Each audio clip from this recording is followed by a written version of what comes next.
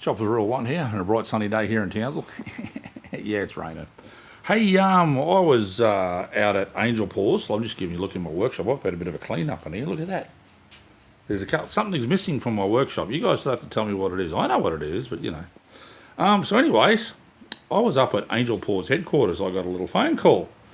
I've got an old friend back. Look at this, guys. The fire truck's back. The lady that I donated it to obviously didn't use it. The lights still work. Everything like that. Cookie's had to sit in it. It's virtually just full of cobwebs and disused, and everything needs to be tightened up and going over, but it's all there as exactly how I left it a couple of years ago.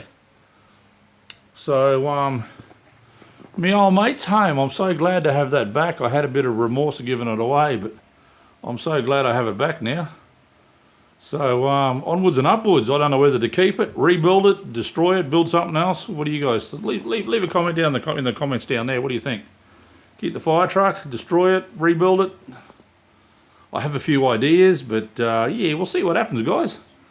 But anyway, let me know in the comments what you think, and I'll see how I go from there. But I'll be working on it. I just pumped the tyres back up on it and bolted it all.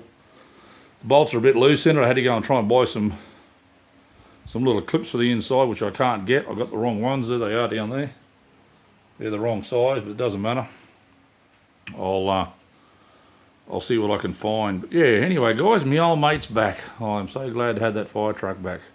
All right, guys, bye for now.